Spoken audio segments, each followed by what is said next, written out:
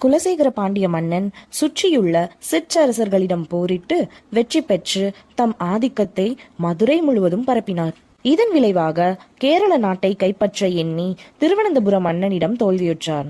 வரும் வழியில் இரவு வெகுநேரமானதால் தூங்கிவிட்டார் பாண்டிய மன்னன். அவர் முன் அறம் வளர்த்த நாயகி அம்மாள் தோன்றினார். பாண்டிய மன்னா, தூங்கிவிடாதே, தூங்கி உன் நாட்டின் பெருமையை இழந்து விடாதே.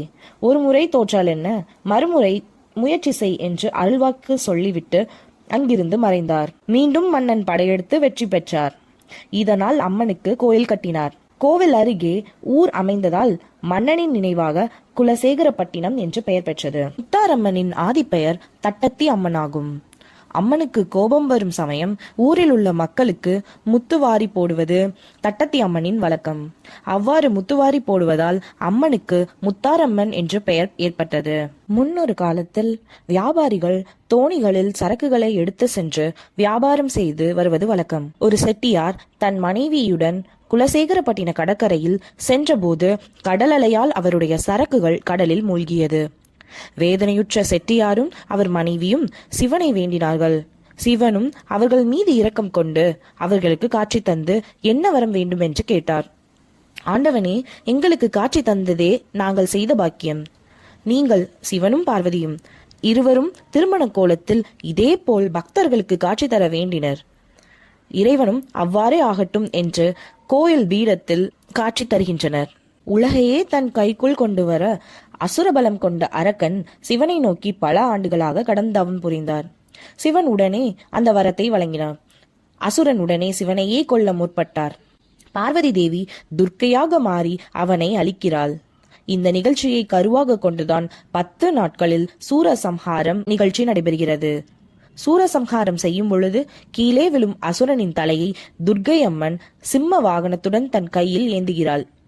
அசுரனின் இரத்தம் பூமியில் பட்டவுடன் இரத்தத்தின் வழியாக மீண்டும் அசுரன் உருவெடுக்க கூடாது என்று எண்ணி துர்க்கை அம்மன் சண்டி அம்மனை அசுரன் இரத்தத்தை உறிஞ்ச கட்டளையிடுகிறாள். அவ்வாறே உறிஞ்சிய துளிகள் கீழே விழும்போது காளி அம்மனாக உருவெடுத்தாள். இங்கு கருங்காலி, பத்ரகாளி, சந்தியம்மன், அங்காளம்மன், தட்டத்தியம்மன், பரமேஸ்வரி, வீரகாளி, அறம்பளத்த நாயகி அம்மன் என 8 வகையான காளி அம்மன்கள் குடியிருப்பது சிறப்பம்சமாகும். இதில் வீரகாளி அம்மனுக்கு மட்டும் ஊருக்கு வெளியே ஆலயம் உள்ளது. இப்படி பல வகைகளிலும் சிறப்பு வாய்ந்த முத்தாரம்மன் தசரா திருவிழாவை காண மக்கள் அலைகடலாக திரண்டு வருகின்றனர். குலசை கோவிலில் தசரா பண்டிகையொட்டி ஆயிரக்கணக்கான பக்தர்கள் பல்வேறு கடவுளின் வேடங்களை அணிந்தபடி வீதி உலாவாக செல்கின்றனர். இப்படி வேடம் புனையும் பக்தர்கள் அனைவருமே ஏதாவது ஒரு வேண்டுதல்களுக்காக நேர்த்திக்கடனை தீர்க்கவே இப்படி வருகிறார்கள். அந்த வேடத்தில் ஊர் ஊராக சென்று காணிக்கை வசூலித்து அதை கோவிலில் செலுத்துகிறார்கள். பல்வேறு அவதாரங்கள் புனைந்து அம்மைப்பனை தரிசிக்கவும் வேண்டுதலை காணிக்கையாகவும் ஆண்டுதோறும் 10 நாள் விழாவாக கொண்டாடப்படுகிறது. இந்த தசராவை காண பல்வேறு பக்தர்கள் அலைக்கடலாக திறந்து வருகின்றனர். ஆண்டுக்கு ஆண்டு இங்கு வரும் பக்தர்களின் கூட்டம் பெருகிக் கொண்டே இருக்கிறது. விரதம் தொடங்கும் முதல் நாளின் போது குலசை முத்தாரம்மன் ஆலயத்திற்கு வரும் பக்தர்கள் பூசாரியிடம் ஆசி பெற்று காப்பு கட்டி கொள்கிறார்கள். அவர்கள் அணியும் வேடத்தை அவர்களே தீர்மானிப்பதில்லை. அதற்கும் ஒரு வழிமுறை உள்ளது. முத்தாரம்மன் சந்நிதியில் முத்து போட்டு பார்க்கும் பூசாரிகள் ஒவ்வொரு பக்தரும் என்ன வேடம் அணிய வேண்டும் என்று அருள்வாக்கு கூறுகின்றனர்.